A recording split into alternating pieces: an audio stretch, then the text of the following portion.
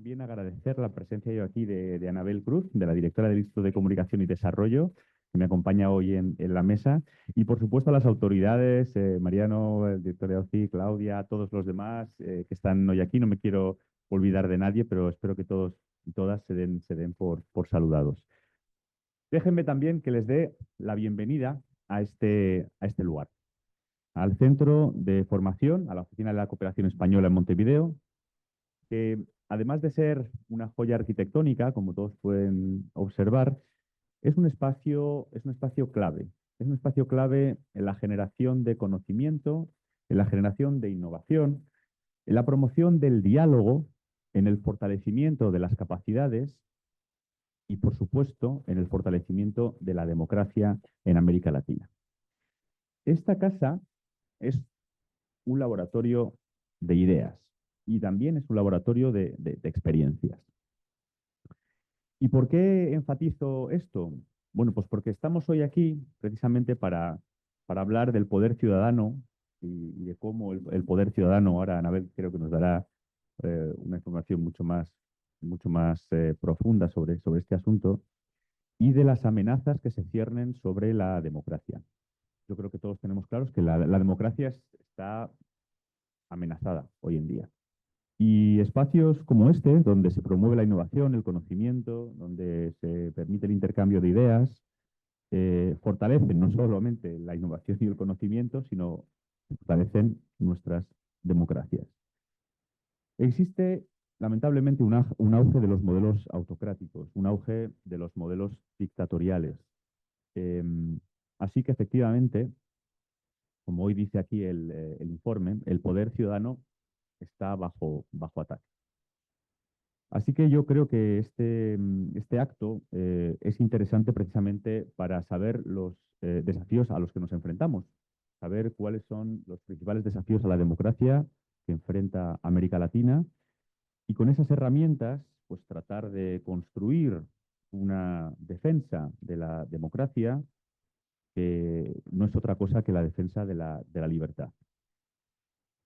Y por ese motivo también me alegra mucho ver a tanta gente hoy aquí, a los que quiero a todas, a todos y a todes dar una bienvenida, porque creo que en esta tarea es muy importante que encontremos socios comprometidos con los mismos valores de democracia, de respeto de los derechos humanos, de respeto del Estado de Derecho. Y ahí es verdad que España siempre ha encontrado en Uruguay a un socio fiable, comprometido y que siempre está dispuesto a trabajar en conjunto con nosotros.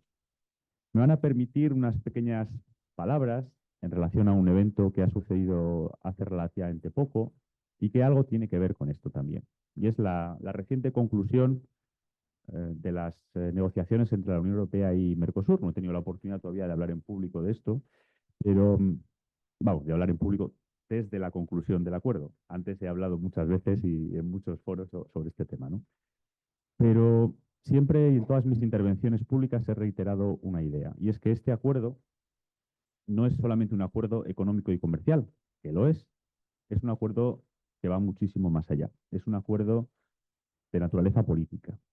Y además es un acuerdo que creo que manda una señal muy importante al mundo, ¿no? ¿Por qué? Pues porque Europa y Mercosur son dos regiones del mundo que tienen principios y valores comunes. Y la democracia, la libertad, el respeto por los derechos humanos y la preocupación por el medio ambiente son elementos clave en esa relación. Así que me parece que es muy buena noticia que hayamos alcanzado ese acuerdo, que no ha sido fácil, ha costado nada más y nada menos que 25 años, así que evidentemente no ha sido nada fácil, pero me parece que es muy importante y supone, creo yo, también un apoyo a la democracia. Es decir, las dos regiones del mundo que más se parecen en eso han alcanzado un acuerdo de esta importancia, ¿no? Y eso yo creo que manda una señal muy importante al resto del mundo. Y es que Europa y el Mercosur, además de defender unos intercambios comerciales y económicos más intensos, están dispuestos a seguir apoyando y defendiendo mutuamente esos principios y esos valores en los que la democracia juega un papel fundamental. Lo que decía era que nuestra política exterior ha convertido los ejes de promoción de la democracia y defensa del Estado de Derecho, en ejes fundamentales de la acción de nuestra cooperación internacional. Y ahí tenemos la Ley de Cooperación para el Desarrollo Sostenible y la solidaridad global. Y ahora que no me escucha el coordinador, diré, me parece que hoy, José Luis, tenemos afortunadamente la aprobación del estatuto, ¿no? De la ECID. Hoy tenemos el Consejo de Ministros la aprobación del estatuto de la ECID, que es una magnífica noticia. Y en definitiva, un poco para lo que estamos aquí, hay un programa que a mí me parece enormemente importante y es el programa Democracia. El programa Democracia en el que esta actividad se enmarca, ¿no? Y este programa Democracia, bueno, pues nace precisamente, primero, por el convencimiento de que la democracia está amenazada. Y segundo, de que la democracia no se puede dar por segura ni por asegurada nunca, sino que hay que defenderla. Así que este programa es un conjunto un conjunto de actividades, de diálogos, en el que obviamente el foco está puesto en la defensa de la democracia como un fomento de una visión garantista y ampliada de derechos, ¿no? Pero donde realmente de lo que estamos hablando es de la protección de la libertad. Y me gusta detenerme en este concepto, porque creo que la libertad es mucho más que tomarse unas cañas en un bar, es mucho más que tener la capacidad de salir a dar un paseo. La libertad tiene que ver con la democracia, tiene que ver con la participación y tiene que ver con los derechos humanos. Y por eso estamos hoy aquí. A veces se nos olvida que hay en el mundo personas que están amenazadas, personas que sufren detenciones, torturas, persecución o muerte, simplemente por defender los derechos humanos. Así que la promoción y la protección de la democracia requiere de espacios seguros, requiere de espacios seguros para poder promocionar esta defensa y estos defensores, ¿no? Y es importante, porque hoy estamos aquí presentando este proyecto, es importante sobre todo para quienes defienden los derechos humanos de todas, de todos y de todes. Y por eso yo creo que hoy aquí estamos dando una buena noticia para todas estas personas. Esperamos inaugurar y crear precisamente un espacio seguro de protección con ubicación temporal viable y sostenible en esta ciudad, en Montevideo, para las personas defensoras de los derechos humanos. Buscamos generar una red de acompañamiento de organizaciones sociales y profesionales, de organismos públicos e internacionales que acompañen precisamente esta iniciativa. Y nos alegra anunciar o comunicar, aunque algo que ya todos saben, que este proyecto será ejecutado por el Instituto de Comunicación y Desarrollo, cuya directora Anabel me ha acompañado hoy en la mesa, que es una asociación que fue fundada ya en el 1986, corrígeme Anabel si me equivoco. 38 años. Fantástico, pues habrá que comprar una tarta ahora para soplar las velas. Y además me produce mucho, en fin, una alegría muy, muy intensa el hecho de que una organización que lleva tanto tiempo trabajando sea la que se va a encargar de este tipo de centros, ¿no? En definitiva, y perdón que me haya extendido, pero este es un tema que me toca de cerca y en el que creo y en el que quiero poner siempre muchos esfuerzos, puesto que la defensa de la democracia y de los peligros que la acechan son siempre compromisos que yo he asumido y que seguiré asumiendo allá donde esté. No quería dejar de mencionar en mis palabras a otro actor fundamental en este asunto y sin el cual todo este trabajo probablemente quedase en agua de borrajas, y es la sociedad civil y las organizaciones que la componen. Creo que será muy importante que para el modelo democrático que queremos defender, la sociedad civil y sus organizaciones jueguen también un papel relevante e importante. Es importante que escuchemos lo que la sociedad civil tiene que decir y lo que la sociedad civil puede hacer. Bueno, muchas gracias, embajador. Y antes de darle la palabra a Anabel, queremos saludar a las personas que están conectadas por Zoom y que están siguiendo esta transmisión por Zoom y también a través de streaming por YouTube. Y ahora sí, le vamos a dar la palabra a Anabel Cruz, directora del Instituto de Comunicación y Desarrollo. Muchas gracias. Muy buenos días a todas, a todos. Muchas gracias por haber aceptado esta invitación a estar aquí hoy en Montevideo, pero también a muchas personas desde países en todo el mundo que están conectados virtualmente y siguiendo la transmisión. Muchas gracias, señor embajador, por sus palabras iniciales certeras y muy relevantes para el tema que nos convoca hoy.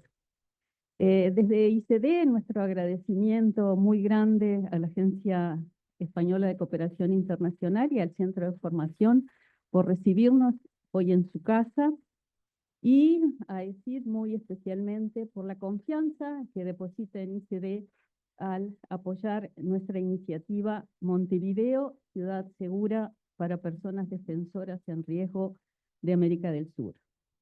Un especial reconocimiento al señor José Luis Pimentel y a su equipo por el apoyo invalorable que nos han dado en el diseño y en la programación de este proyecto.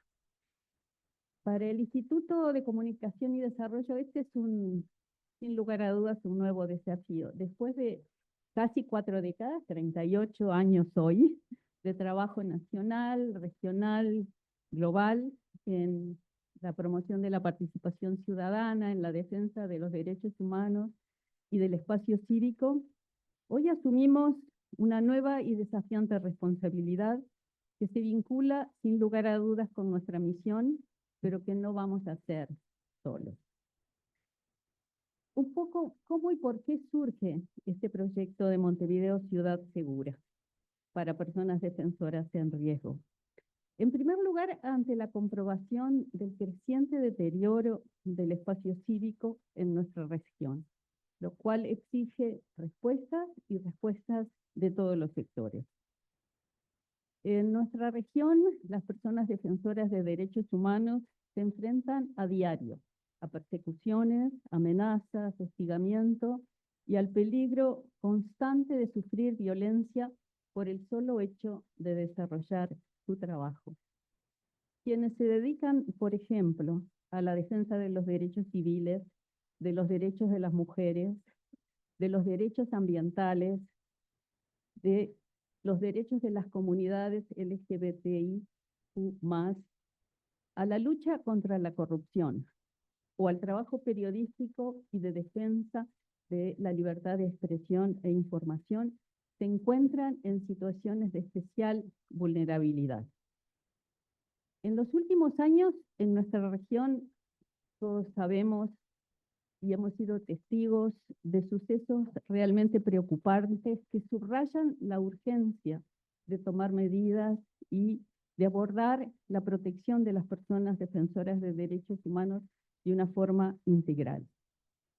Ataques físicos, asesinatos selectivos, criminalización del trabajo de las personas defensoras han estado en la información y en conocimiento de todas.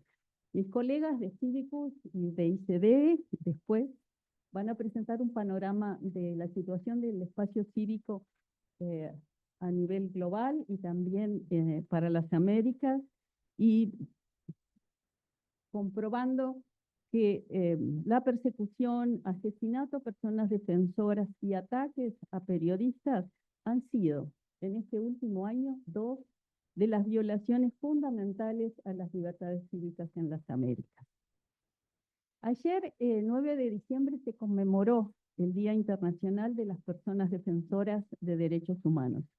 Y en esa ocasión, un comunicado conjunto de ONU Derechos Humanos y de la Comisión Interamericana de Derechos Humanos, de la CIDH, se hace un llamado, cito textual, a cesar la criminalización de las personas que defienden derechos humanos, porque esta práctica vulnera sus derechos fundamentales y socava los principios de la democracia, tanto lo mencionó el señor embajador, y el Estado de Derecho.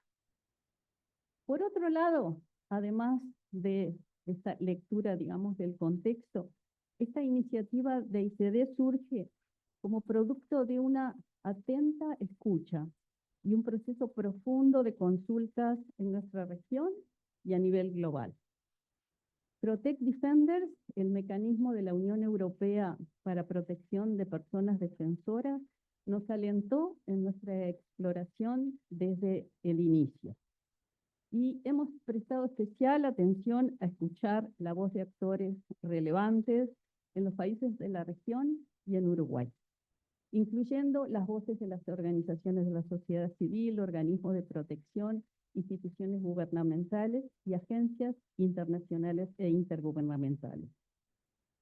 Este proyecto se propone desarrollar un programa regional de protección y atención integral a personas defensoras de derechos humanos en riesgo de 8 países de América del Sur: Argentina, Bolivia, Colombia, Chile, Ecuador, Paraguay, Perú y Venezuela. Y este programa se propone de alguna manera contribuir a mitigar las consecuencias que la reducción del espacio cívico viene teniendo en los países mencionados. Y son 2 los principales resultados que nos proponemos con la realización de este proyecto. Por un lado, la instalación en Montevideo de un centro de ubicación regional, de un centro de ubicación temporal, destinado a proteger a las personas defensoras de derechos humanos en riesgo, provenientes de los 8 países que mencioné. Y por el otro lado, que personas defensoras de derechos humanos de esos países y que están en riesgo puedan ser identificadas y puedan ser derivadas al centro de reubicación temporal a partir de un trabajo en red con personas expertas, agencias de Naciones Unidas y organizaciones de defensa del espacio cívico y promoción de los derechos humanos en la región. Le damos muchísima importancia al trabajo en red y a la colaboración para que la atención y protección sea integral en los 8 países que nos proponemos trabajar. Por eso estamos construyendo, por un lado, un grupo de trabajo nacional y por otro lado, una red de apoyo regional en estos países de América del Sur. En Uruguay estaremos trabajando con organizaciones de la sociedad civil, organismos del Estado y agencias internacionales como son Amnistía Internacional Uruguay, el Abrojo, el Instituto de Estudios Legales y Sociales de Uruguay y el Sur, la Agencia Uruguaya de Cooperación Internacional, AUSI, la Institución Nacional de Derechos Humanos y Defensoría del Pueblo, o sea, la Vía Jimena, la Intendencia de Montevideo, Naciones Unidas Uruguay y la Oficina Regional de la UNESCO en Montevideo. También hemos invitado a participar a este grupo de trabajo nacional a la Dirección de Migraciones del Ministerio del Interior y el Ministerio de Relaciones Exteriores. Representantes de todas estas instituciones nos acompañan esta mañana en este evento. Muchísimas gracias por estar aquí. Por otra parte, ICD ha convocado a ser parte de esta iniciativa a organizaciones de la sociedad civil de reconocida trayectoria y experticia en el campo de la democracia, los derechos humanos y las libertades cívicas en cada uno de los 8 países desde los cuales el Centro Regional en Montevideo podrá recibir personas defensoras en riesgo. Estas organizaciones son parte fundamental de este esfuerzo y cada uno en sus países está siguiendo esta transmisión virtual. Muchas gracias a nuestras y nuestros colegas del Centro de Estudios Legales y Sociales, CELS, de Argentina, UNITAS, de Bolivia, Transparencia por Colombia, la Fundación Ciudadanía y Desarrollo de Ecuador, la Coordinadora de Derechos Humanos del Paraguay, el Centro de Estudios y Promoción del Desarrollo, DESCO, de Perú, y Civiles de Venezuela. Cuando hicimos la exploración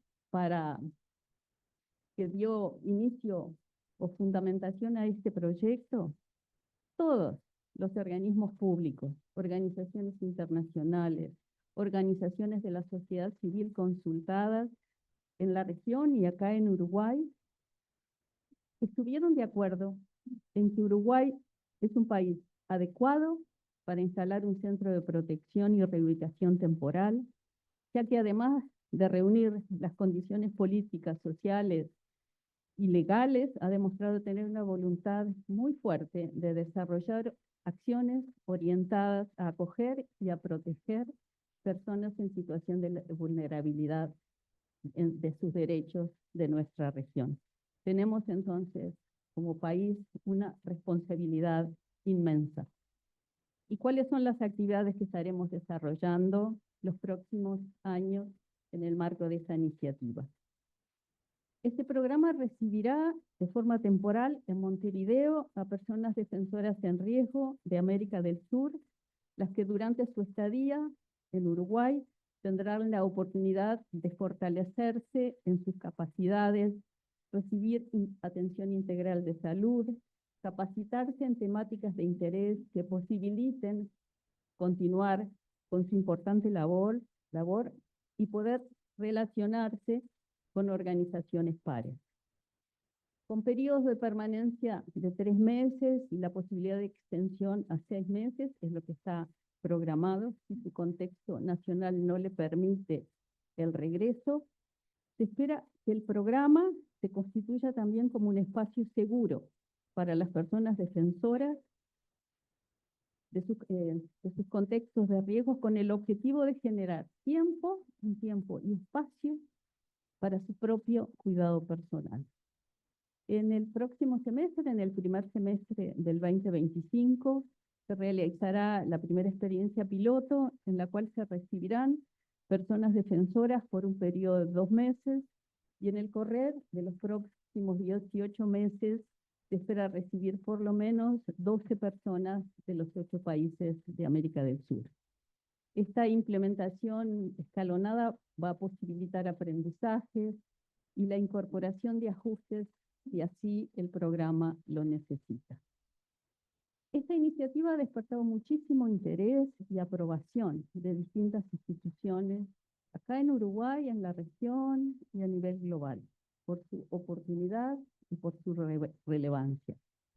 Esto también nos indica que es posible la sustentabilidad de un programa de este tipo y la necesaria sustentabilidad que esta intervención debe conllevar.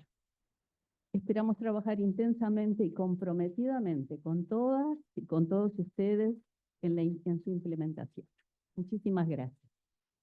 Muchísimas gracias a la Cooperación Española y al ICD, por su compromiso con los derechos humanos, por el apoyo a la sociedad civil, por organizar este evento para la presentación de este informe y por supuesto por recibirnos en este lugar. Yo soy Inés Pausadela de Civicus, les voy a contar un poco qué es lo que hacemos, de dónde surge esta investigación sobre el espacio cívico en la región.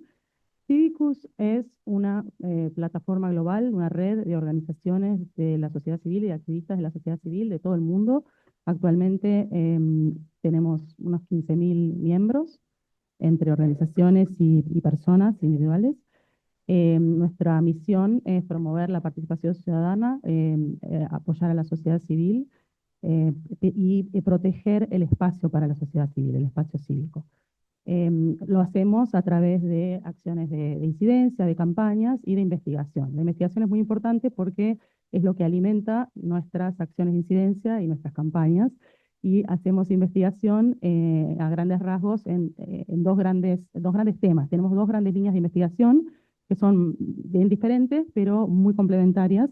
Por un lado, analizamos, estudiamos la acción de la sociedad civil, ¿no? El trabajo que hace la sociedad civil, cómo responde a los principales desafíos de nuestra época, a los conflictos, a las crisis, cómo promueve derechos, cuáles son las tácticas que utiliza, cuáles son los logros que consigue.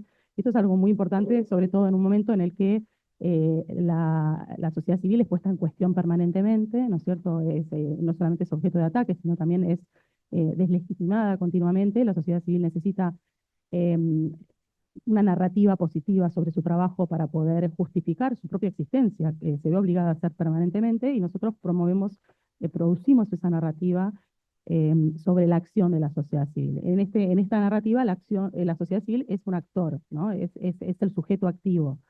La otra vertiente de investigación que tenemos es sobre el espacio cívico, que es el espacio para la sociedad civil, ¿no? Y ahí lo que observamos, lo que analizamos, el monitoreo que hacemos nos arroja restricciones del espacio cívico. O sea, desde esta perspectiva, la sociedad civil es objeto de restricciones. O sea, por eso digo, son dos perspectivas bien diferentes, pero muy complementarias, ¿no? ¿Qué es el espacio cívico? ¿Qué es lo que nosotros monitoreamos? Bueno, el espacio cívico lo definimos como un espacio tanto físico como virtual, y enfatizo lo de virtual, porque cada vez más la sociedad civil trabaja, actúa en espacios virtuales, y eso significa, como vamos a ver en un rato, que las restricciones del espacio cívico también migran desde el espacio físico al espacio virtual, ¿no? Bueno, este espacio físico y virtual estructurado por el reconocimiento y la vigencia efectiva de las libertades de asociación, de expresión y de reunión pacífica. Y este es un espacio que, bueno, una de las cosas que vamos a ver también en el monitoreo que venimos haciendo desde hace años, que es un espacio que está sujeto a restricciones que no vienen solamente de fuentes estatales. Si bien nosotros sostenemos, y lo sostiene el derecho internacional, que el Estado tiene el deber no solamente de no obstaculizar el ejercicio de estas libertades, no solamente de no interferir con el espacio cívico, sino también de protegerlo y defenderlo de las incursiones de otros actores. Bueno, observamos que el espacio cívico a nivel global está siendo objeto de restricciones que provienen tanto de actores estatales como de actores no estatales. Y una de las tendencias de largo plazo que estamos observando es que las acciones de actores no estatales sobre el espacio cívico van también en aumento. ¿Por qué es tan importante el espacio cívico? Bueno, el espacio cívico es el espacio que la sociedad civil necesita para existir, para moverse, para respirar, ¿no? Es un poco el oxígeno de la sociedad civil. Y además digamos, la sociedad civil es el producto del espacio cívico. Si uno lo piensa, la sociedad civil es el producto espontáneo de la capacidad que tenemos las personas de juntarnos con otras personas para lograr hacer algo. Nosotros como individuos somos muy pequeños, no tenemos poder, y el poder lo construimos colectivamente cuando nos reunimos con otras personas para generar asociaciones y trabajar juntos, ¿no? Por eso es tan importante la libertad de asociación. Bueno, como decía, nosotros monitoreamos el espacio cívico con una herramienta en línea de monitoreo que se llama Civicus Monitor, y que está disponible en monitor.civicus.org. Y básicamente, bueno, esta es la etapa del informe que realizamos todos los años este es el último, a partir de los datos del Civicus Monitor, pero también esta imagen que ven acá es la portada del Civicus Monitor, o sea, es la portada de esta plataforma de monitoreo. Si ustedes entran, lo que van a ver es este mapa pintado de diferentes colores, y el código de colores indica la calidad del espacio cívico en los diferentes países, ¿no? Pueden observar rápidamente a grandes rasgos en qué situación está el Estado cívico en la actualidad, el espacio cívico en la actualidad, porque usamos 5 categorías que van desde abierto, que es el color verde oscuro, que hay bastante poco, y si se fijan, hay muchos países bastante pequeños. Sí, Uruguay es el único país en la Sudamérica que tiene espacio cívico abierto. Va de abierto a cerrado. Cerrado es el color rojo, y las categorías que siguen de abierto son estrecho, que es el verde claro,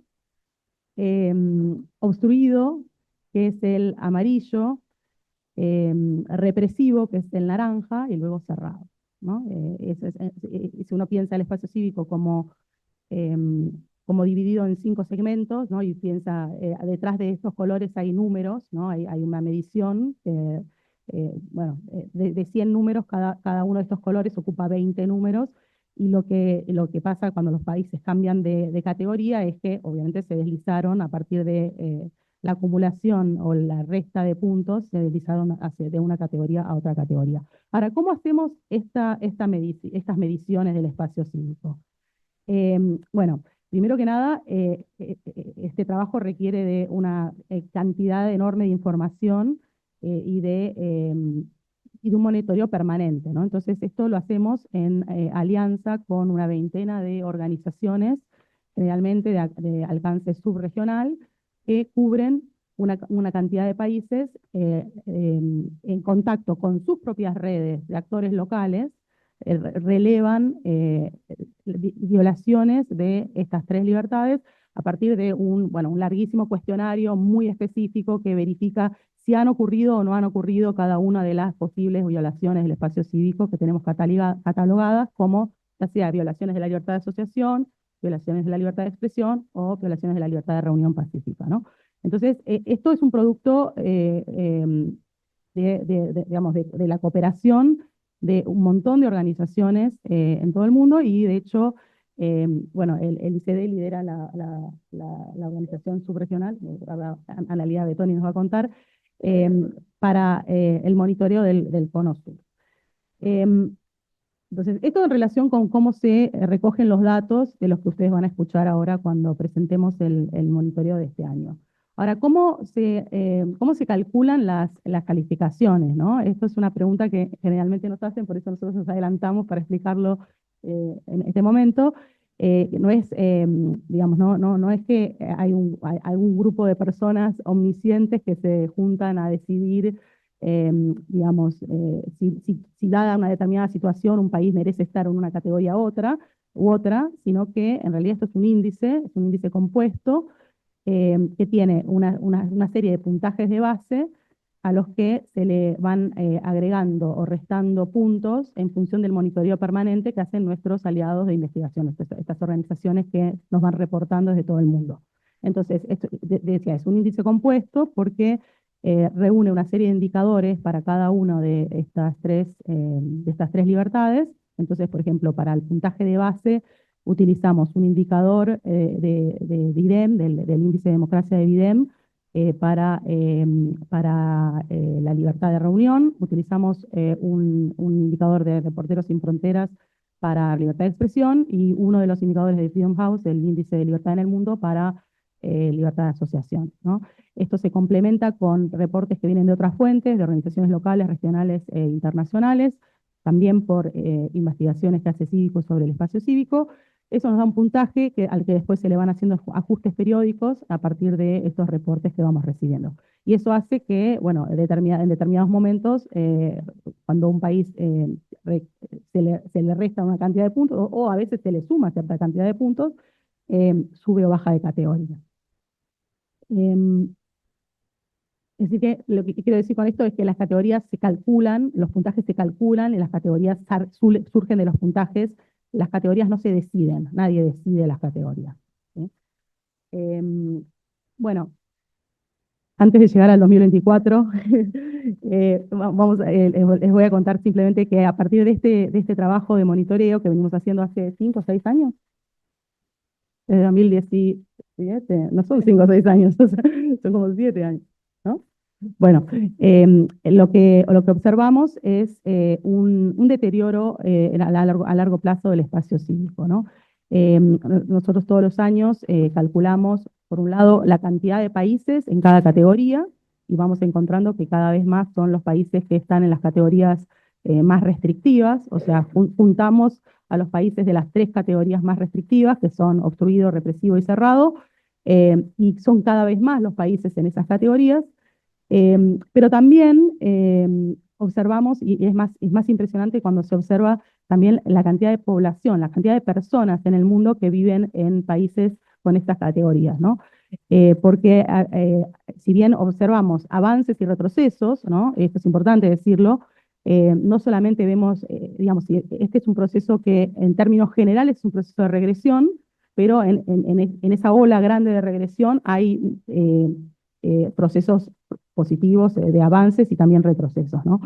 Y esos avances es importante marcarlos porque son en gran medida el producto de la acción de la sociedad civil, o sea, porque es la sociedad civil la que resiste, la ciudadanía movilizada, la sociedad civil organizada, resiste estas regresiones porque está defendiendo su propio espacio, está defendiendo su propia existencia, ¿no?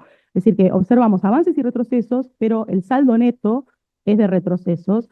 Y es mucho más grande este retroceso cuando lo que medimos es la cantidad de personas que viven en países con espacio cívico cerrado, represivo o obstruido. Al día de hoy, poco más del 2% de la población de todo el mundo vive en países con espacio cívico abierto.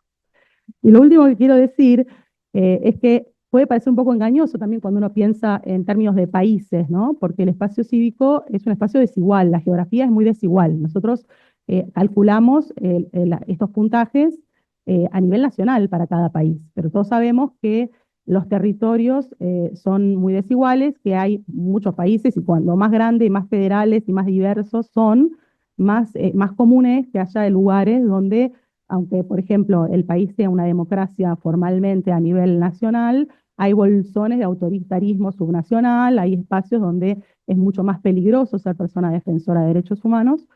Entonces, bueno, los puntajes pueden ocultar algunas situaciones que no se ven inmediatamente en función de la categoría que tiene un país. Por eso es muy importante resaltar que el monitor tiene una narrativa, tiene actualizaciones periódicas que uno puede leer para entender por qué un país tiene una determinada categoría, por qué un país está avanzando o está retrocediendo y dónde dentro de ese país están ocurriendo esas cosas que estamos reportando, ¿no? Entonces, el espacio cívico es un espacio desigual, no es homogéneo geográficamente y tampoco, y con esto quiero terminar, no es homogéneo socialmente.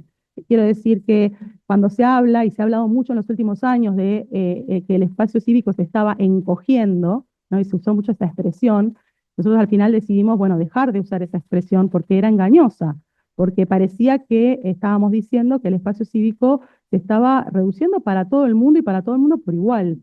Y esto es falso, ¿no es cierto? Por eso hablamos de restricciones del espacio cívico y decimos, las restricciones del espacio cívico las impone alguien contra alguien por algún motivo en particular.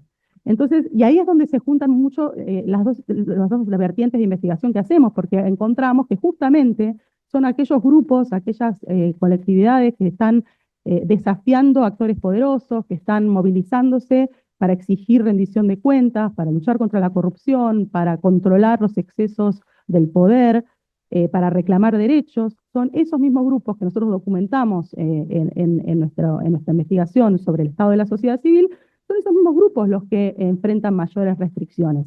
Y por supuesto, quiénes son depende mucho de cada contexto, pero son en gran medida los grupos que mencionó Anabel cuando dijo, bueno, necesitamos ofrecer un espacio para proteger a estas personas. Esas son las personas que están padeciendo las principales restricciones del espacio cívico. Y una de las cosas que ofrece el Monitor todos los años en este informe es justamente un ranking, no solamente de cuáles son las principales violaciones del espacio cívico que hemos documentado durante el año, sino también quiénes son los principales blancos de esas restricciones, ¿no? Y encontramos, por supuesto, que pueden ser bueno, en los últimos tiempos cada vez más el activismo ambiental por el cambio, contra el cambio climático, por los derechos de los pueblos indígenas, en algunos contextos más que en otros, las activistas feministas por los derechos de las mujeres, el activismo LGBTQI+.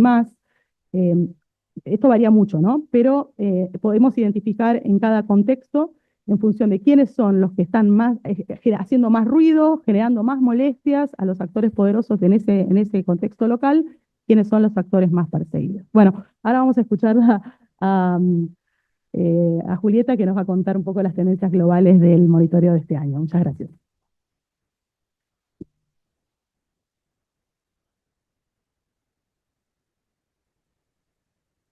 Muchas gracias a todas y a todos por el espacio. Por suerte tenemos datos nuevos. Este momento del año es un momento que viene con mucha intensidad para nosotros porque el 4 de diciembre sacamos el nuevo reporte que Inés mostraba para todos, donde tenemos las calificaciones nuevas para los 198 países y territorios que cubrimos con el Civicus Monitor. Así que mi idea es en unos minutitos darles un panorama de cómo está la situación global y después darle paso a Analía para que nos cuente la situación de América Latina. Como ven, esa es la imagen que tenemos en 2024 de cómo está la situación en el mundo. Solo 40 países del mundo tienen lo que nosotros consideramos una calificación como un país abierto, es decir, donde existe un amplio respeto por las libertades cívicas. Y por otro lado tenemos alrededor de, en el otro lado de la balanza, 51 países con una calificación de estado represivo. ¿Y qué significa esto para nosotros? Obviamente que el espacio cívico está restringido, pero en particular tenemos casos de acoso, de intimidación, incluso prisión, ataques físicos a periodistas, a otros actores de la sociedad civil y a organizaciones mismas. Y son contextos en donde el derecho a la protesta también está bajo ataque y donde hay un uso excesivo de la fuerza muchas veces cuando la gente intenta alzar su voz en las calles, ¿no? Y la situación es incluso peor en otros 30 países, que son los que están en rojo, ¿no? Los países cerrados, en donde el panorama es un panorama, un clima de violencia y de miedo, y donde la sociedad civil realmente está expuesta a mucha censura y donde es muy difícil alzar la voz en esos contextos. Pero como nos adelantaba Inés, la situación es un poco más complicada si miramos en términos de población, porque esos países que vemos en verde son en general países de poca población. Uruguay, por ejemplo, pero tenemos islas en el Caribe, islas en el Pacífico, algunos países en Europa. Entonces, si miramos, esta es la situación para 2024, los últimos datos. Muy poca gente vive en espacios abiertos y estrechos. Y si miramos por el otro lado, más del 70% de la población vive en un ambiente cerrado, represivo, donde las libertades están fuertemente restringidas y donde se enfrentan represalias cada vez que intentan ejercer sus derechos fundamentales. Ahora les voy a contar un poco sobre qué cambios de categoría hubo, ¿no? En 2024 en relación a 2023. Los cambios de categoría, como explicaba un poco Inés respecto a nuestra metodología, pueden provenir de dos lugares. Puede haber situaciones que afectan muy fuerte al espacio cívico en un año particular y eso termina desencadenando un descenso de categoría, o puede ser una acumulación de eventos chiquitos que pasan año tras año y que tenemos que prestarle atención porque pueden terminar también en un deterioro muy fuerte del espacio cívico. Estos son los descensos que tuvimos este año a nivel global. Países Bajos, Mongolia, Georgia, Perú, que ahora Analia nos va a contar un poco más, Kenia, Burkina Faso, Etiopía, Eswatini y por último Palestina.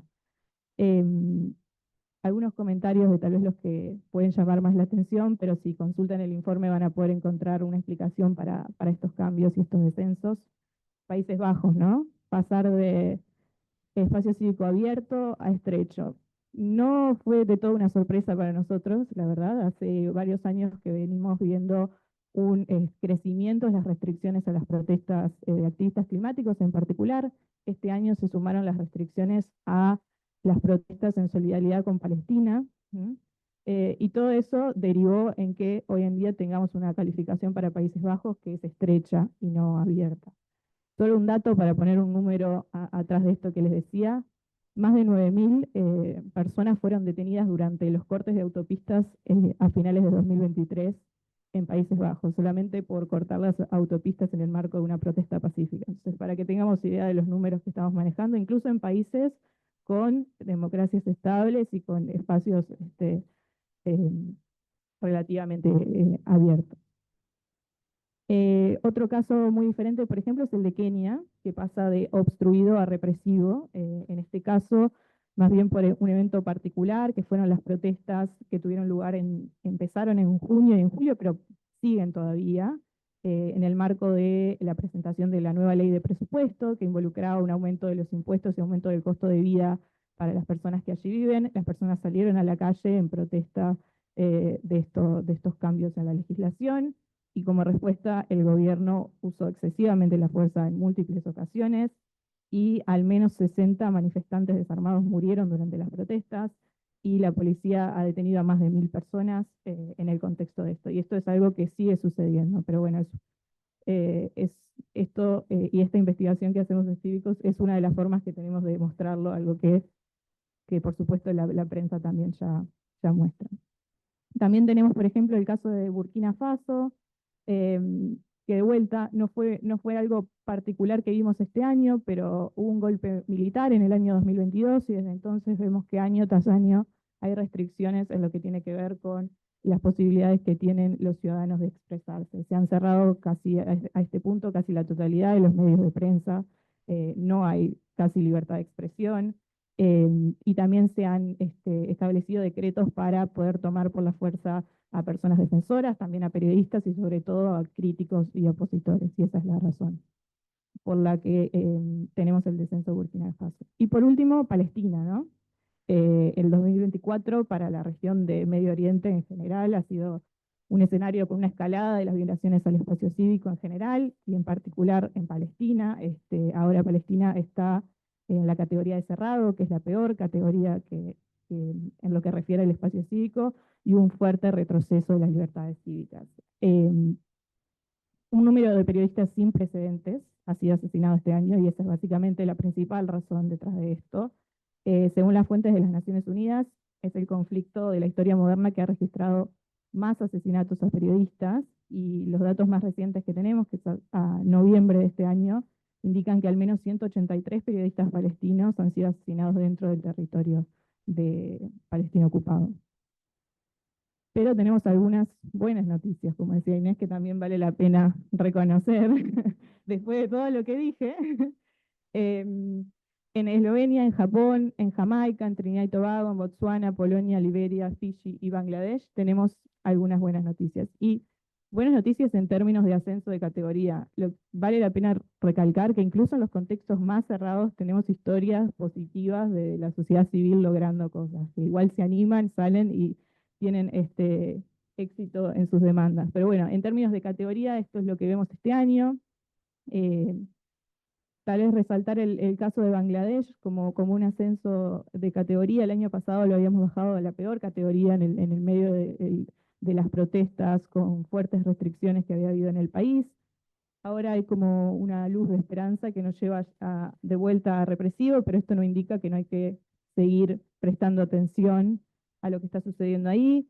Hay un gobierno provisional en el momento que ha implementado algunas medidas como para atender los problemas que habían surgido después de las protestas masivas. Se creó una comisión de investigación para los casos de desaparición forzada, se revocaron las penas para aquellas personas que estaban en prisión por haber participado de las protestas. O sea que hay algunas buenas noticias, pero todavía tenemos que prestar atención a ver cuáles son los desarrollos más recientes de ahí.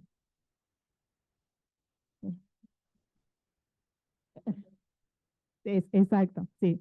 Esto es un breve resumen, pero siempre está el monitor para explorar un poco más. Y bueno, después comentarles, antes de darle paso a Analía para hablar sobre América Latina, cuáles son las 10 principales violaciones que registramos este año, cuáles son las tácticas de represión que usan los actores gubernamentales y no gubernamentales para reprimir y restringir el espacio cívico en los países. Bueno, número 1, detención de manifestantes. Vemos que el derecho a la protesta sigue bajo ataque, año tras año es algo que vemos, en este caso se materializa en la detención de manifestantes. Como todos los años la gente sale a la calle en respuesta de acción de parte del gobierno. El tipo de protestas y los temas varía según regiones, pero por ejemplo vemos mucho en África protestas para reclamar servicios básicos, acceso al agua, a la electricidad. En el caso de Europa vemos protestas más relacionadas con el cambio climático, bueno, en la solidaridad con Palestina, pero también las elecciones. Las elecciones son momentos en el tiempo, este año justo fue un año con muchas elecciones, en donde también la gente sale a la calle y en algunos países estos momentos son momentos de aumento de restricciones a las libertades cívicas. Y bueno, por supuesto hay casos de protestas que fueron pacíficas y que lograron transcurrir sin incidentes, pero en muchos casos vemos que la policía interrumpió estas manifestaciones usando como una técnica la detención de manifestantes. Y lo que vemos también es que esta técnica se usa de distintas formas, ¿no? Una posibilidad es a veces con la detención de quienes organizan la protesta, para evitar que después se lleve a cabo. Pero otra vez es como forma de interrumpir una protesta pacífica, deteniendo manifestantes en grandes números, como les comentaba antes. Entonces, un poco de todo, pero sí siempre prestar atención a esto porque es una técnica, como se ve en el gráfico, que se usa en todos los contextos, desde abiertos a cerrados, esto está presente. Ataques a periodistas. también una técnica muy usada.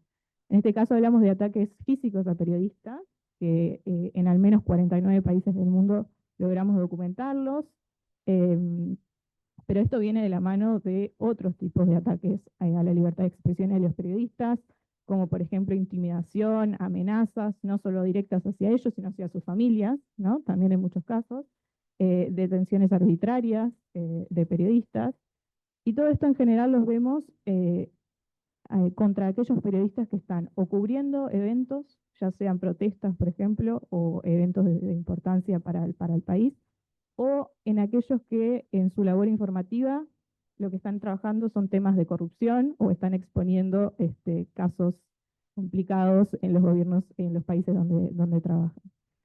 Y por último quisiera mencionar la detención de personas defensoras de los derechos humanos, ¿no? Esta es otra de las principales violaciones que documentamos.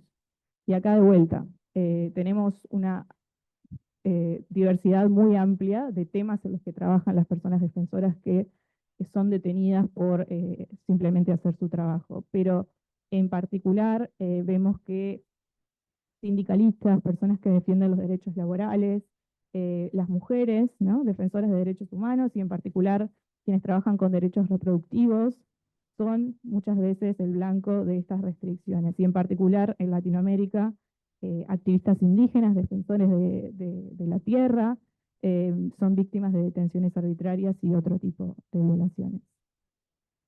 Y por último, un poco un resumen, ¿no? Después de lo que ya dijimos Inés y yo, creo que queda claro cuáles son los grupos que se llevan la peor parte, pero solo como a modo de resumen, cada vez más vemos restricciones a activistas trabajando sobre ambiente, sobre cambio climático, en el contexto de elecciones, activistas pro democracia y miembros de la oposición también son los que se llevan la peor parte, y las mujeres defensoras de derechos humanos, ¿no? Y este año se suma, esto es una tendencia que vamos viendo hace varios años, y este año se suma aquellas personas que expresaron solidaridad con Palestina, que también aparecieron como un nuevo grupo, dado la coyuntura actual, que también merece la pena resaltar. Así que muchas gracias y le doy paso a Analia.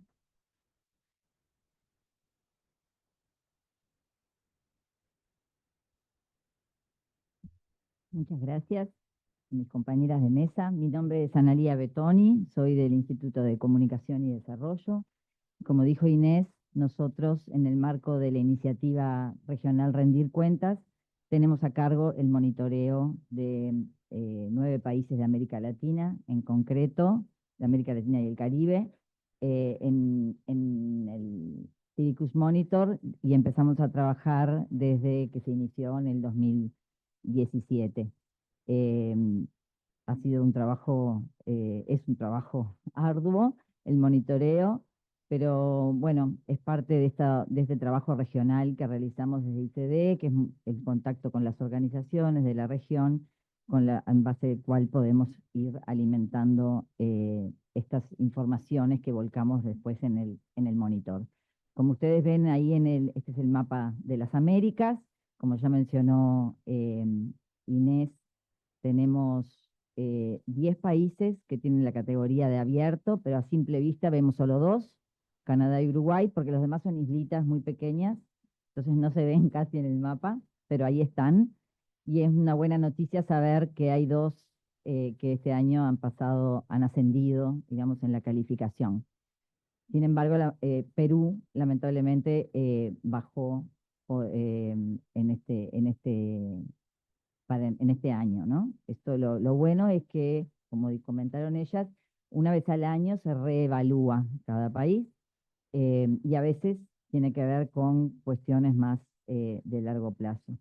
Y este estrechamiento del espacio cívico en la región se ha debido fundamentalmente a la intensificación de la represión política, al debilitamiento de las instituciones democráticas y a la concentración del poder en el Ejecutivo.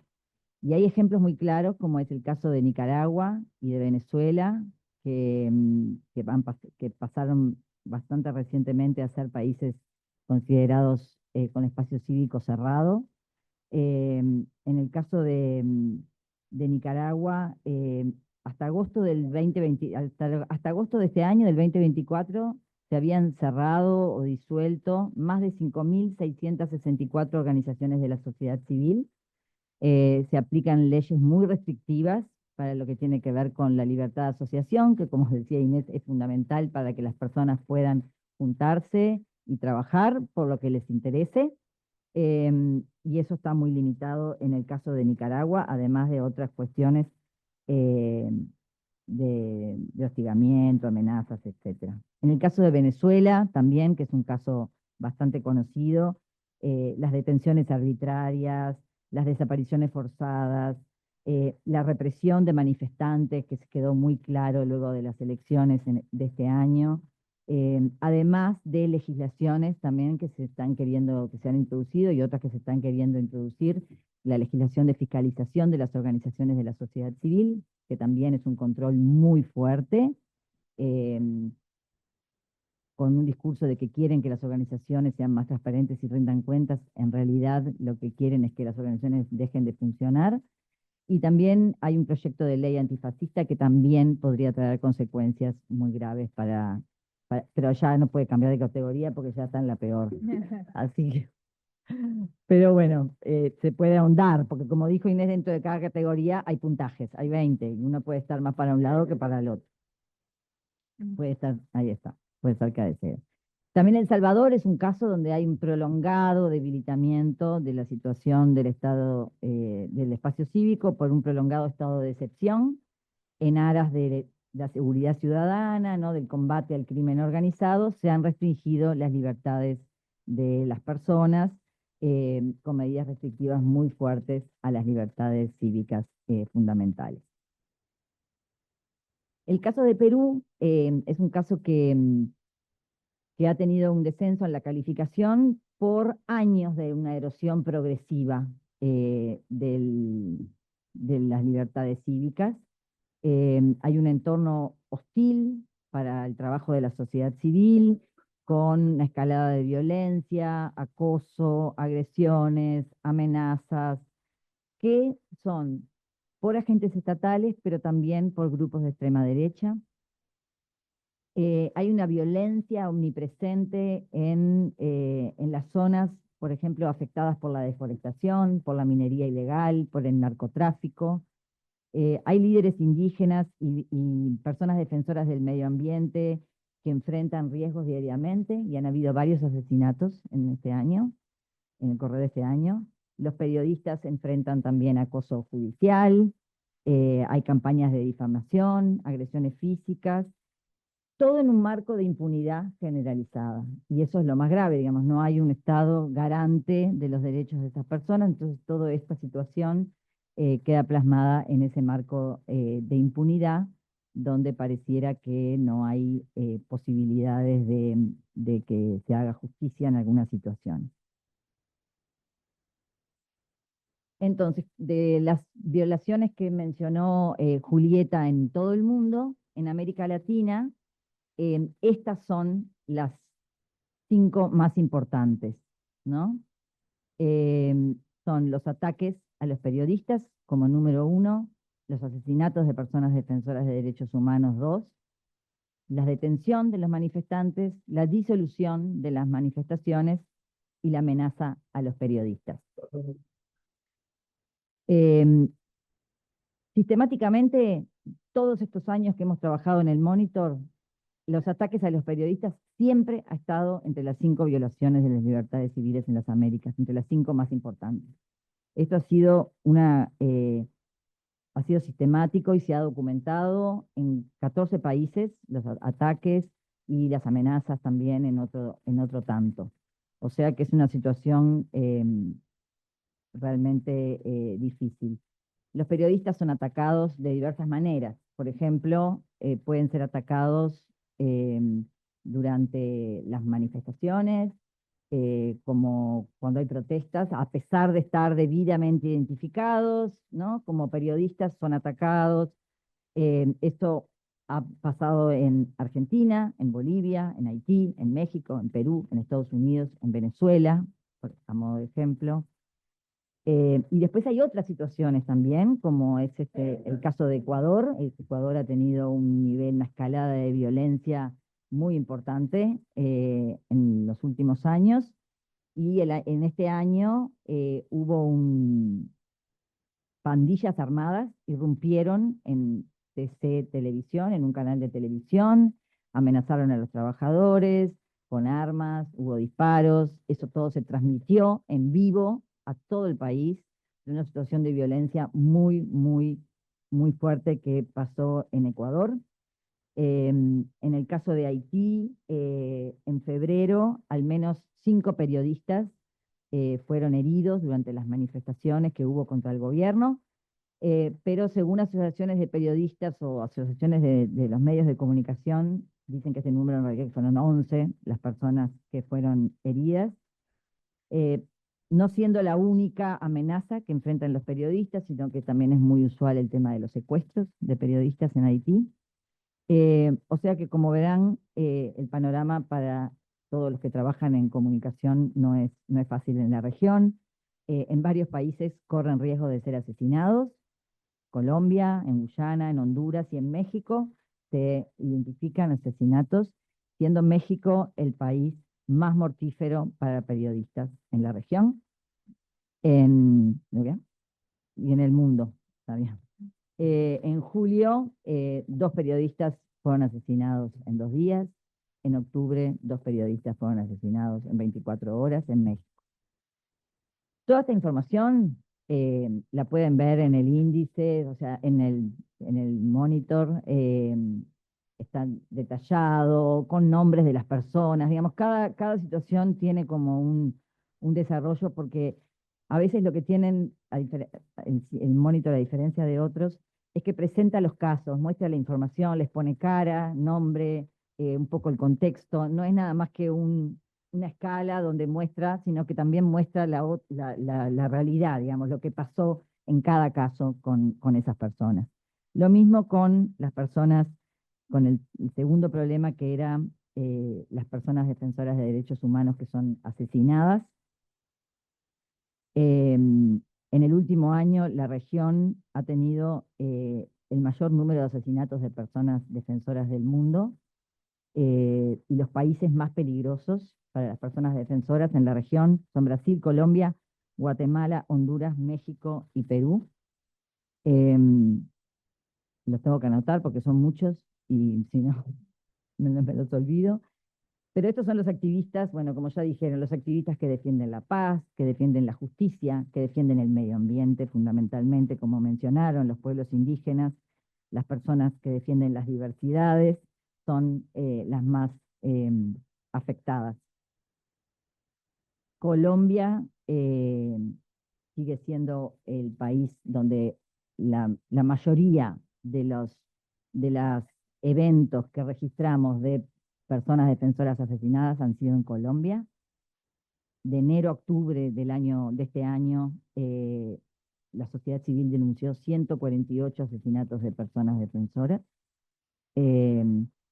y la mayoría de los autores de estos casos no han sido identificados. Entonces, eso se agrava todavía más esta situación. En el caso de Perú, como les mencionaba, también es un país donde han habido asesinatos. Este año, a fines del año pasado, a fines del 2023, 2 indígenas Cacataibo fueron asesinados, y este año, más sobre octubre, también otros 2 personas guardaparques y personas defensoras del medio ambiente fueron asesinadas. La tercera tema, digamos, violación que habíamos visto era la represión de las protestas, ¿no? Y la detención de manifestantes, que hemos visto en Argentina como un caso muy cercano a nosotros y muy emblemático, donde vimos como un cambio muy, muy brusco desde que asumiera el nuevo gobierno. Ha habido un aumento de la represión. Entonces ahí hay como varios incidentes de este año que llevaron a que en septiembre de este año dentro del monitor se pusiera Argentina en lo que se llama la lista de vigilancia, es cuando hay indicios de un deterioro pronto de un país. No es que se le cambie de categoría, pero se lo pone en una lista especial de vigilancia, se lo monitorea más de cerca porque hay como un riesgo en ese país por ciertas situaciones. Y ahí tuvimos conversaciones con organizaciones de Argentina, fue un proceso para tomar esta decisión, y en septiembre Argentina subió a la lista de vigilancia. Por varios motivos. En diciembre, cuando se introdujo el protocolo antipiquetes, hubo una fuerte represión por parte de las fuerzas de seguridad. En junio, nuevamente, cuando se debatía la ley ómnibus, frente al Congreso, las manifestaciones pacíficas también terminaron con un uso excesivo de la fuerza, y hubo 200 heridos, 35 personas detenidas, y más recientemente también con las personas jubiladas y los pensionistas, nuevamente hubo episodios. Todo esto nosotros lo tenemos como muy cerca con Argentina y somos todos muy partícipes de esa situación. Pero detención de manifestantes, por lo menos el índice tiene registrados en 15 países y otro tanto también en lo que tiene que ver con la represión de las manifestaciones, con un uso excesivo de la fuerza. El caso de Venezuela, como ya mencionamos, es otro caso donde a partir de las elecciones de julio de este año, al menos 25 personas murieron, 1.600 fueron detenidas, entre los cuales había 114 adolescentes. Y esto es solo un ejemplo, no solamente para que no pudiéramos tomarle un poco el pulso a la situación de lo que pasa en la región, pero los invito a que puedan ver mayor información, y a todas las personas que están siguiendo también en la región la presentación de este informe, que puedan acceder a este informe directamente en el sitio o a través de la difusión en el sitio web, en la página web.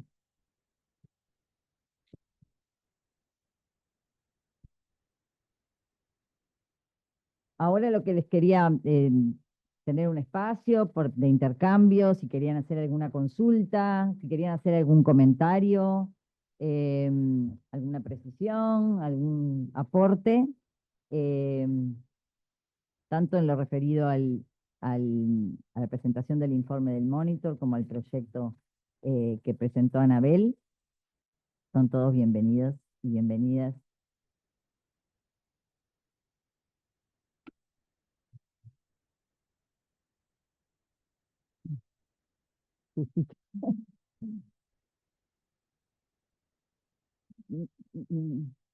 A pulmón. Me presento, soy Rosa González, consejera de Comunicación e Información para América Latina y el Caribe de la UNESCO, basada aquí en Montevideo, y como han mencionado al principio, la UNESCO apoya esta iniciativa con entusiasmo. La seguridad de periodistas, la libertad de expresión, el acceso a la información son temas centrales en nuestro programa, y nos alegra mucho ver esta respuesta tan concreta a las necesidades, bueno, del grupo más amplio de defensores de derechos humanos, pero que incluye también al periodismo. Y bueno, luego felicitarles por el monitoreo espectacular de la sociedad civil, de lo que es la situación, bueno, de los espacios ciudadanos, pero también el monitoreo concreto del estado de la libertad de expresión, de la seguridad de periodistas.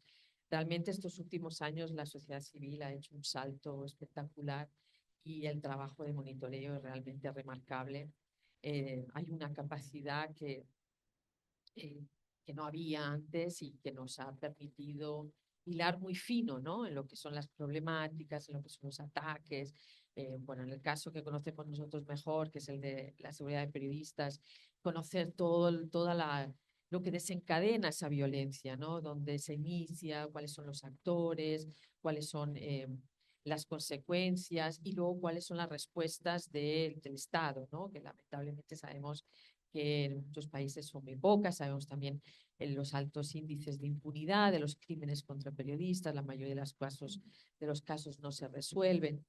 Entonces, bueno, bravo por el proyecto y por este nuevo monitoreo tan bien hecho y tan útil para entender dónde estamos en el mundo y con la dificultad que eso supone, ¿no? De poder monitorear a todos los países de- del mundo. Yo les quería preguntar, las organizaciones que ustedes representan, porque es un trabajo en red, hay muchas detrás de este trabajo, eh, más allá de lo que es el monitoreo, ¿cómo evalúan a nivel de respuestas, ¿no? De estrategias para enfrentar todos estos desafíos, esta situación que se deteriora desde hace ya muchos años? ¿Cómo ven desde con su gran conocimiento, con este trabajo de monitoreo, las respuestas de los distintos actores a estas situaciones? ¿Cuál es su sentimiento, ¿no? Si también consideran que hay un aumento de las respuestas o si por el contrario quizá todavía hay grandes vacíos. Bueno, el proyecto que han presentado ustedes al inicio es una respuesta muy concreta, pero en general sería útil escucharles sobre su reflexión de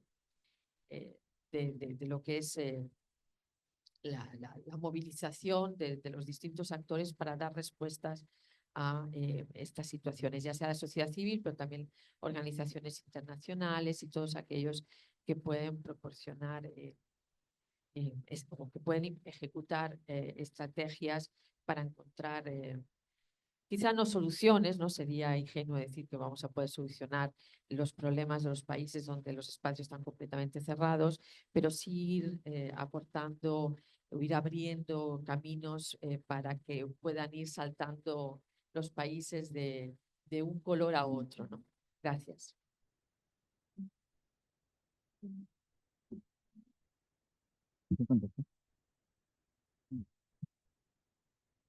Bueno, la respuesta. Em, Bueno, para empezar, efectivamente, como lo acabas de mencionar, la sociedad civil está al frente de la respuesta porque es, digamos, es una reacción defensiva, ¿no es cierto? Está la sociedad civil defendiendo su propio espacio para existir, ¿no? Pero la sociedad civil no actúa sola, sino que tiene aliados. A ver, la sociedad civil trabaja en todos los niveles, ¿no? Desde la generación de protección, programas de protección o incluso organizaciones que funcionan en coalición, que generan procesos de autoprotección, ¿no? Esta es la primera reacción en lugares, en países hostiles donde no hay mecanismos de protección que son oficiales. Hay muchas organizaciones que trabajan en red y generan mecanismos de autoprotección, ¿no? Lo hacen muchas veces con apoyo internacional, con apoyo con estados, agencias de cooperación y estados aliados, de la misma manera que funcionan a nivel internacional cuando hacen incidencia en espacios internacionales, en las Naciones Unidas, que sí ha generado apoyo en la forma de estándares, pero claro, son estándares que los estados tendrían que domesticar, ¿no?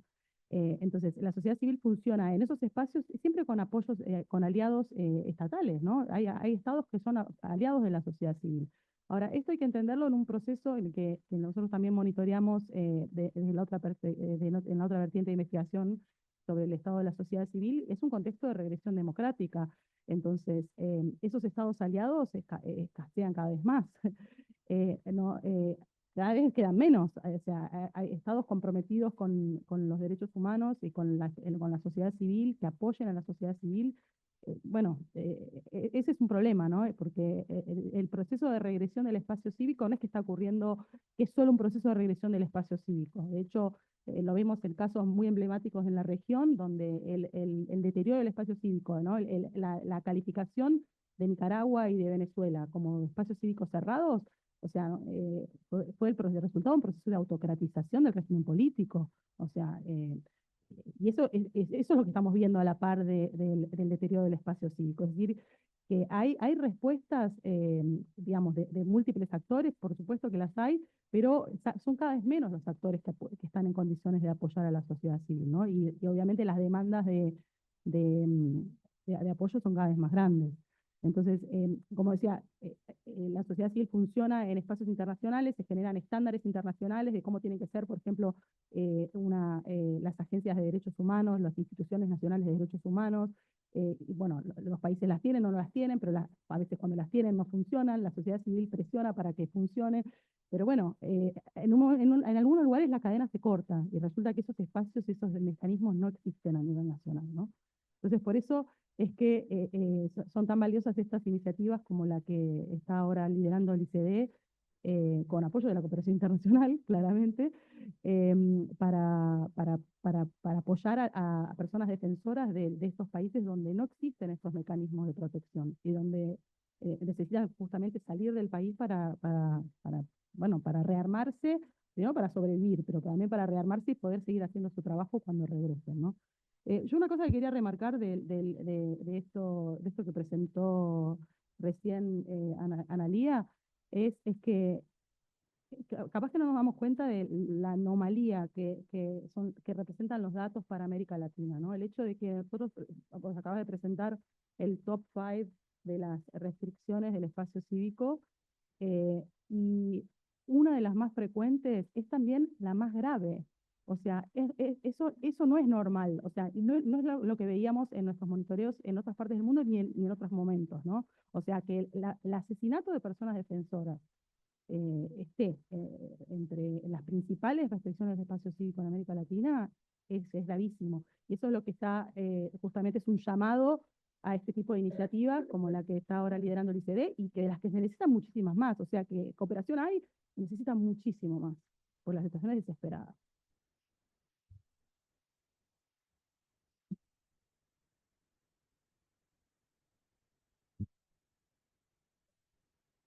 Eh, yo también quería hacer un comentario porque generalmente la represión, digo, venía a través del propio Estado, generalmente era el propio Estado el que reprimía. Ahí tenía incidencia los factores de corrupción, digo, el capital transnacional, pero ahora hay un escenario nuevo que es el tema del narcotráfico. Y está pasando en muchos países que no es el Estado el que reprime, sino que son estos grupos organizados de narcotraficantes que combaten a sociedad civil y combaten a todos aquellos que enfrentan ese tipo de situaciones. Entonces a mí lo que me preocupa es que eso quede invisibilizado y creo que hoy en día la gran batalla es contra el narcotráfico. Por supuesto que el tema del capital transnacional, el capital financiero siempre va a seguir golpeando y buscando aliados, pero también no hay que perder de vista el tema del narcotráfico. Es una muy buena distinción esta, que nosotros la hacemos, son actores estatales y no estatales. En algunos lugares es muy complicado hacer esta distinción, ¿no? Porque usted está diciendo el narcotráfico, pero cuando tenemos narcoestados, o sea, dónde termina el Estado y dónde empieza el no Estado es bastante cuestionable. Pero lo que quería recargar es que eso es verdad, ese es un gran problema y es uno de los actores no estatales que nosotros monitoreamos, pero no es el único, porque, por ejemplo, en América Latina, responsables por asesinatos de personas defensoras, sí, está el narcotráfico, pero también muchas veces son agencias, por ejemplo, privadas de seguridad al servicio de empresas extractivas, ¿no? Empresas mineras, por ejemplo, que, digamos, enfrentan protestas de comunidades que rechazan la mina o la contaminación de su río y asesinan personas defensoras. Y no es el narcotráfico. O sea, muchas veces sí está mezclado con el narcotráfico, pero es bien complicado, sí, y eso está ya penetrado profundamente en la región y lo vemos en los datos.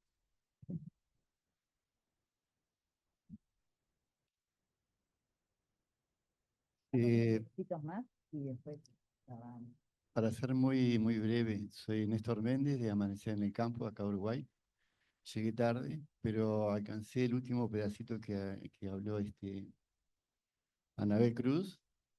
Y nosotros estamos manejando desde la sociedad civil un espacio justamente de, digamos, vivir en comunidad, produciendo alimentos orgánicos.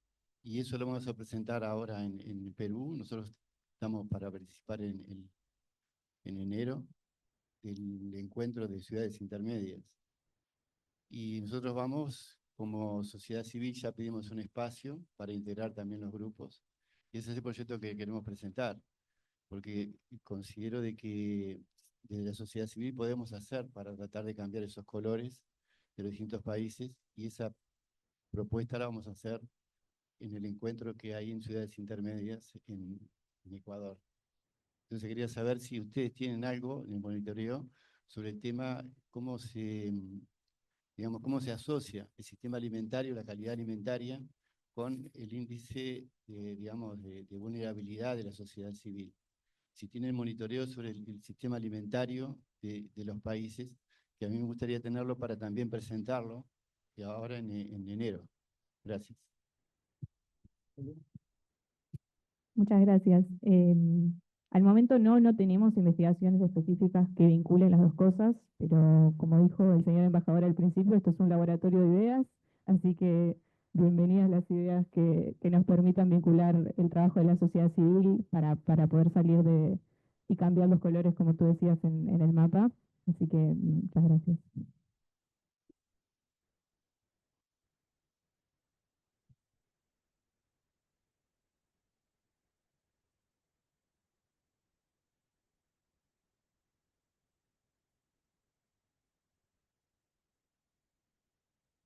No sé si es una pregunta para ustedes o para Anabel.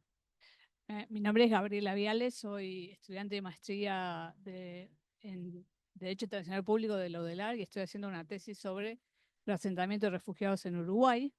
Así que me interesa mucho este programa regional de reubicación temporal, porque entiendo que está muy relacionado con lo que yo estoy haciendo como tesis.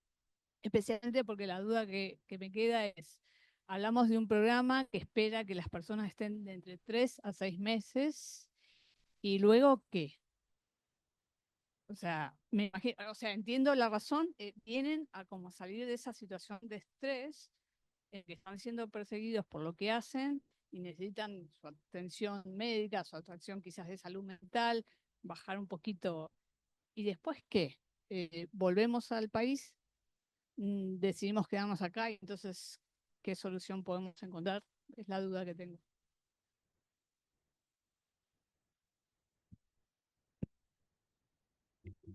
Sí, esto es una aclaración muy interesante para hacer de este proyecto.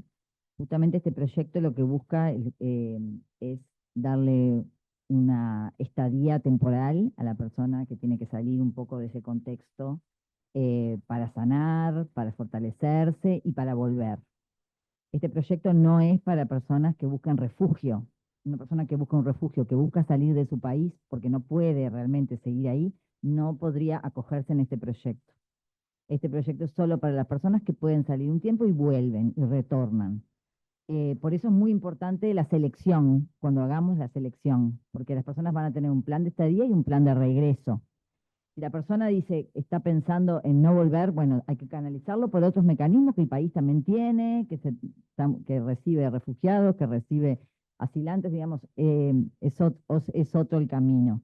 Y eso es una diferenciación muy importante, que es una pregunta que obviamente nos hicimos mucho nosotros también desde el principio y con todas las organizaciones que hemos conversado, pero son situaciones distintas.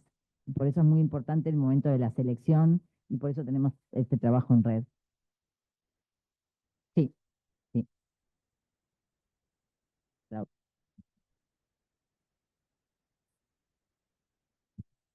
Claudia Romano de AUSI. Bueno, en primer lugar, obviamente, felicitar a ICD y al índice cívico que hace como 8 años que ya viene, pero sobre todo por lo que representa para los que trabajamos en el Estado, la posibilidad de contar con datos fiables de una institución que no está pegada al Estado, que también está bueno, que monitorea en forma absolutamente independiente. Y por supuesto que mi reflexión o mi pregunta o lo que fuere, tiene que ver con el rol de la cooperación internacional. Digo, no abundan aquellos programas que se meten en temas escabrosos en donde participa sociedad civil, Estado y cooperación. Un poco pensando todavía no empezamos, yo ya estoy pensando cómo vamos a seguir, pero digo, AUSI va a ser parte también de este proyecto puntual, que como todo proyecto nace, se desarrolla y muere.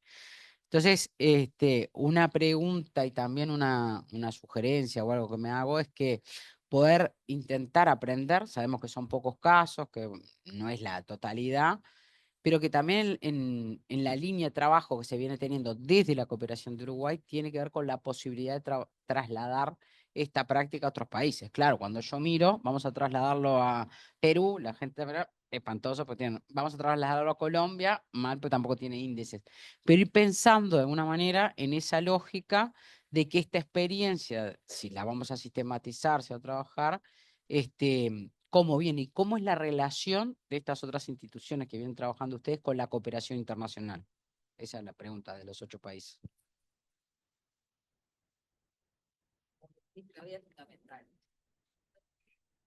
Se inicia y finaliza, y nosotros la idea es que sea sostenible, por eso en el marco de esta iniciativa tenemos un estudio de sostenibilidad, digamos, como para pensar el camino a seguir.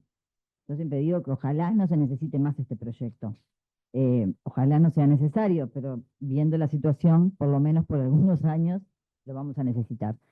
Y la cooperación es fundamental. Sin cooperación, esto no se puede llevar adelante. En ningún lado, digamos, todos los centros similares que trabajan en otros países están sostenidos por la cooperación internacional. No hay otra manera. Y sin duda que puede ser trasladable a otros lados.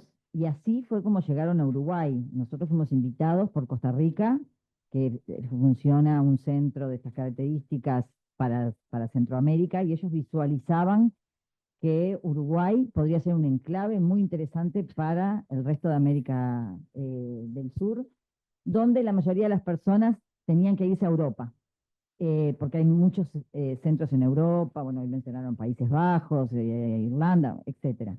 Hay toda una red. Pero eso traía dificultades culturales, de idioma, ¿no? Entonces, por eso es que, entonces también, nosotros también hemos aprendido mucho de la experiencia de Costa Rica, por ejemplo, que tuvimos oportunidad de conocer.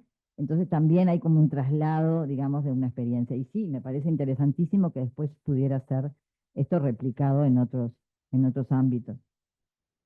Hay en Brasil está funcionando también un centro que al principio era nada más que para mujeres defensoras, está a cargo de una organización que se llama Justicia Global, pero ahora están abriéndolo también para otros países, y en México también hay un centro para mexicanos, y después hay pequeños, dentro de cada país también hay algunas organizaciones que trabajan con personas de sus países, ¿no?